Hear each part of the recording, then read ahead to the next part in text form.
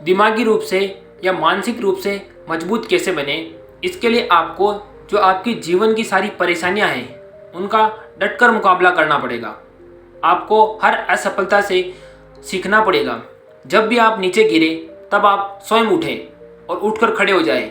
यहाँ नीचे गिरने का मतलब ज़मीन पे गिरने का मतलब नहीं है। जब आप इस तरह करेंगे और अपने मन को मजबूत बना लेंगे कि चाहे मैं कितना ही असफल हो जाऊं, लेकिन मुझे पूरा विश्वास है कि एक दिन सफलता मुझे मिलकर रहेगी। अगर ऐसी आपकी सोच हो जाती है तो आप कभी भी हार नहीं सकते। परिस्थिति आएगी और चली जाएगी, लेकिन आपका कुछ नहीं बिगाड़ पाएगी। जैसे तूफान आता है और आकर चला जाता है, लेकिन तूफान आने से पहले और आने के बाद एक असीम शांति होती है। लेकिन तूफान आने वाले टाइम बहुत सारी आवाज़ें होती हैं, उससे आपको डटकर मुकाबला करना है।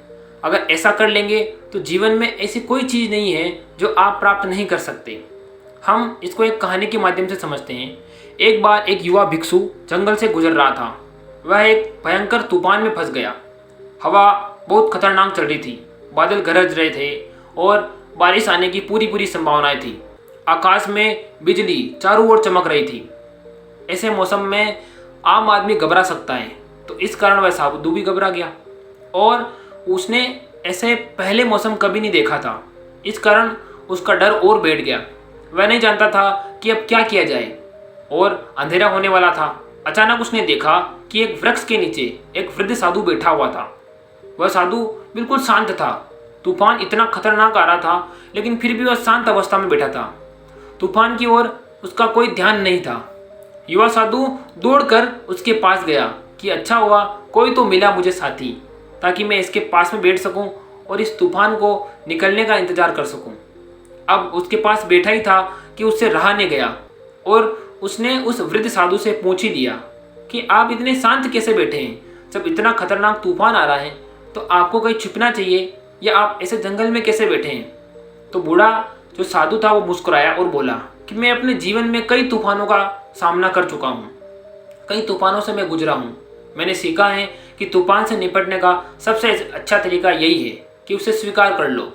भाई आपके बस में कुछ नहीं है, तूफान आएगा, इससे लड़ो मत, इसका विरोध मत करो, बस रहने दो, इसको अपने हाल पर छोड़ दो। तूफान आखिरकार जीत जाएगा, लेकिन उस जीत में आपकी जीत होगी। युवा साधु ने बूढ़े साधु की बात को ध्यान से सोचा और मन ही मन उसको यह सोचा कि इसके पीछे कई बड़ी बात है।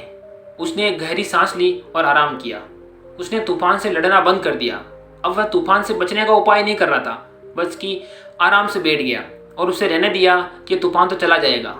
तूफान कुछ देर के लिए चला और बहुत जोरदार चला, लेकिन आखिरकार वह तूफान चलकर शांत हो गया और साधु वह भी शांत हो गया। वह पहले की तरह जैसे था वैसे नॉर्मल हो गया। युवा साधु ने एक मूल्यवान सबक सीखा। उसने सीखा कि चुनौती से निपटने का सबसे अच्छा तरीका यही है कि उसे स्वीकार कर लो। समस्या आ रही है तो उसे स्वीकार कर लो और जो हो रहा है उसे होने दो। बस जिस तरीके से आप उस होने वाले में अंगुली कर दोगे तो फिर आपको लगेगा कि हाँ, ये सारी परेशानी मेरे ऊपर आ रही है। चुनौती का विरोध मत करो, बस उसका मुकाबला करने के लिए अपने आप को मजबूत कर लो। जब आप ऐसा कर लेंगे तो आप अपने जीवन में कोई भी परेशानी आ जाए, आपके सामने वह छोटी ही होगी। मानसिक चुनौती आपको जीवन में मिलती रहेगी। जब हम अपने नकारात्मक विचारों और भावनाओं का विरोध करते हैं तो वह हम मजबूत हो जाते हैं, लेकिन जब हम उन्हें स्वीकार कर लेते हैं तो उसमें हमें निपटने का जो आसान रास्ता है वो भी मिल जाता है। तो अगली बार जब आप किसी चुनौती का सामना करें तो आपको जो मैंने कहानी सुनाई, इस कहानी को ज़रूर याद रखें, ताकि आप अपनी ज़िंदगी में वो मुकाम हासिल कर पाओ जो आपने अपने मन में सोचा है।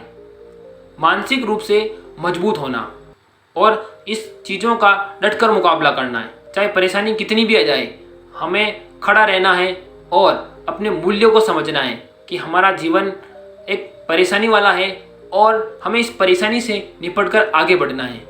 जब आप ऐसा कर लेंगे तो ज़िंदगी में आप इतने आगे पहुंच जाएंगे कि लोग आपसे पूछेंगे कि आपकी सफलता का राज क्या है।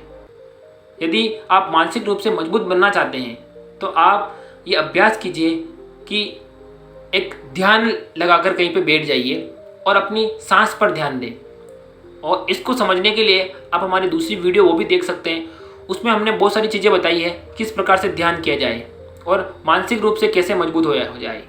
आप हमारी प्लेलिस्ट देख सकते हैं, वहाँ पर आपको सारी वीडियो मिल जाएगी। आशा करते हैं आपको वीडियो पसंद आई होगी। पसंद आ गई तो लाइक कर दें, चैनल पर नए हैं तो सब्सक्राइब कर दें। नमो बुद्धाय, जय चित्तौड़गढ़, जय